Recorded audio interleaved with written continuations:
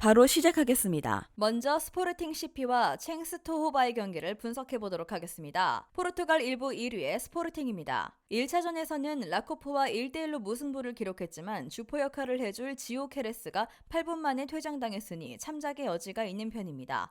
일단 지오케레스의 역할은 파울리뉴가 메워주어야 하는데 파울리뉴도 리그에서 9경기 6득점으로 페이스가 꽤 좋은 편입니다.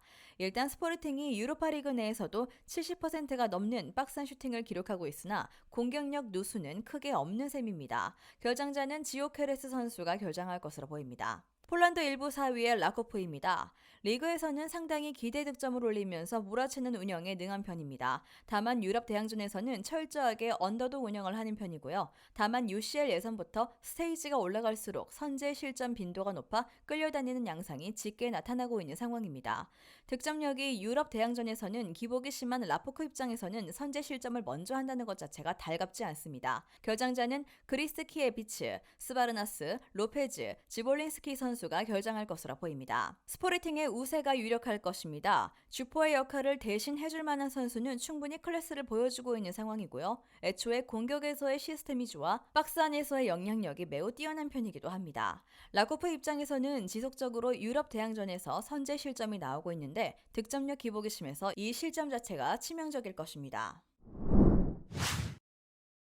다음은 조르르 한스크와 마카비 텔아비브의 경기를 분석해 보도록 하겠습니다. 우크라이나 1부 13위의 조르야입니다. 리그에서도 유럽 대항전에서도 부진한 흐름을 타고 있는 상황입니다. 일단 이외로 기대 득점 대비 좋은 결정력을 보이면서 난타전을 만드는 양상은 보여주고 있지만 문제는 수비가 상대의 공세를 안정적으로 커버하지 못하는 편이라는 것입니다. 이 때문에 상대의 간담을 서늘하게 만드는 것에만 그치고 패배를 정립하는 경우가 많은 양상을 보여주고 있다는 점입니다. 결장자 없고요. 이스라엘 1부 1위의 텔아비브입니다.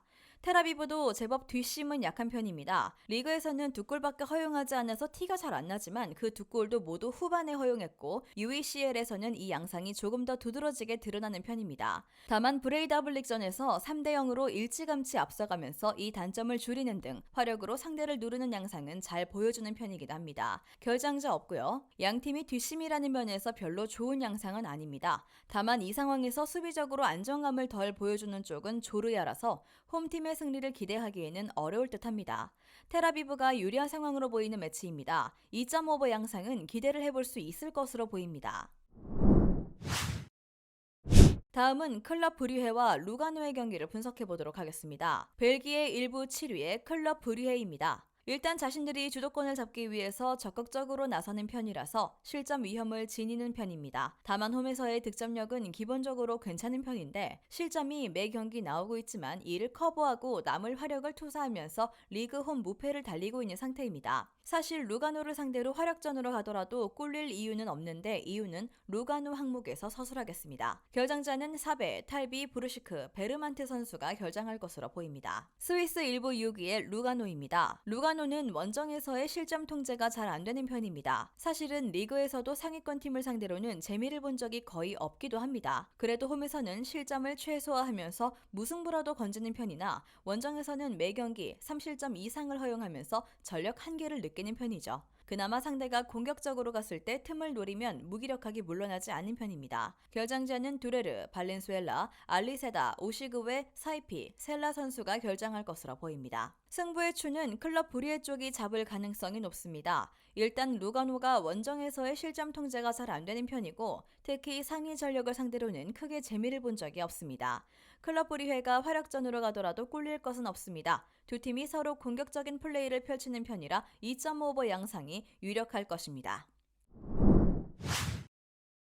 다음은 아스톤 빌라와 알크마르의 경기를 분석해 보도록 하겠습니다. 잉글랜드 1부 5위의 아스톤 빌라입니다. 일단 홈에서는 리그 기준으로 경기당 4골을 퍼붓는 등 상당히 강한 모습을 보여주고 있습니다. 다만 알크마르 원정에서 보여준 경기력을 감안하면 아스톤 빌라가 알크마르와의 상성에서 앞서는 듯한 상황인데요. 알크마르가 높은 라인을 구축하는 편이라서 기동력이 좋은 아스톤 빌라가 공략을 하는데 어렵지 않았고 압박 싸움에서도 아스톤 빌라가 밀리지 않는 모습을 보여주었습니다. 결장자는 부엔디아, 밍스, 람세이 선수가 결정할 것으로 보입니다. 네덜란드 일부 3위의 알크마르입니다. 앞서 언급했듯이 본인들의 홈에서도 압박 싸움에서 밀리는 모습입니다. 문제는 알크마르가 이 상황에서는 공이 측면으로 돌면서 공격에서의 주요 루트를 잃기 때문인데요. 생각보다 온더볼 상황에서의 확률이 상위권 치고는 높지 않아서 아스톤빌라 같이 기동력과 중앙에서의 싸움이 다 되는 팀에게는 약할 가능성이 높습니다. 지난 1차전에서도 사디크의 골은 박스 바깥에서 찬 공이 들어간 것이었고 내용상으로는 거의 완패에 가까웠습니다. 결장자는 데위트, 슈텐, 미르딩크 선수가 결장할 것으로 보입니다. 일단 홈에서 아주 강한 스타일을 보여주고 있고 중앙 싸움과 기동력 있는 공격이 다 되는 팀입니다. 알크마르가 온더볼 상황에서 생각보다는 기복이 있어 아스톤빌라 같은 스타일에게는 약하다는 것이 1차전 패배에서도 드러난 바 있었죠. 아스톤빌라의 승리를 유력하게 봅니다. 마지막으로 루도고레츠와 페네르바체의 경기를 분석해보도록 하겠습니다. 불가리아 1부 5위의 루도고레츠입니다. 페네르바체와의 첫 만남에는 1대3으로 패배했습니다. 홈으로 돌아왔지만 페네르바체는 어떤 의미에서는 자신들의 홈에서 상대하기가 더 어려운 편입니다. 상대가 원정이라고 해서 중원에서의 싸움에서 지려고 들어가는 편도 아닌데다 점유율을 가진 상황에서는 오히려 원정에서 더 좋은 밸런스를 보여주기 때문입니다. 지난 경기에서 겨우 넣었던 한 골도 넣기 어려울 수 있습니다. 결장자 없고요. 터키 1부 1위의 페네르바체입니다. 앞서 언급했듯이 중앙에서의 주도권 싸움에서 밀리는 것을 극도로 피하는 유형입니다. 하지만 홈에서는 실점 리스크를 지고 돌진하는 스타일이라면 원정에서는 좀 더 안정감을 챙기는 편입니다. 적당한 득점을 기록한 뒤에는 본인들이 템포를 줄이는 스타일이고 물론 이 성향이 오히려 수비에서는 도움이 되는 편인데 아직 원정에서 실점을 기록한 적이 없습니다. 결장자는 링콘, 아지즈, 페레스, 킹, 프레드, 얀다스, 베카오, 디쿠 선수가 결장할 것으로 보입니다. 홈이든 원정이든 주도권을 주는 데 능한 편이라서 루도고레츠가 홈이라고 해서 중앙 싸움에서 승리하기는 어려울 것입니다. 다만 페네르바체가 원정에서는 점유율은 가져가되 안정적인 운영을 추구하는 편이라 1차전과 같은 난타전 양상은 나오지 않을 수도 있습니다. 2.5 언더가 나올 확률도 제법 있을 것으로 보이는 매치가 될 것 같습니다. 영상에서 알려드리는 내용들은 모두 1차 분석 내용들이며 2차 분석과 최종 조합픽은 영상 하단 고정 댓글 링크로 문의 주시면 안내 도와드리도록 하겠습니다. 시청해주셔서 감사합니다. 아직도 혼자 분석하고 계신가요? 이슬TV 스포츠 정보방에서는 실시간 스포츠 커넥션을 통한 소통하는 관리 시스템으로 확실한 수익을 전해드리고 있습니다. 정보방 입장 조건은 없으며 일반인들은 쉽게 접할 수 없는 배당 흐름 분석, 모든 경기 라인업과 결장자, 마지막으로 분석 모델링을 통한 최종 조합픽까지 무료로 제공해드리고 있습니다. 물론 마음에 안 들면 둘러보시고 나가셔도 됩니다. 혼자 하면 단기간으로 수익을 볼 수도 있겠지만 함께하면 장기간으로 꾸준한 수익이 가능합니다.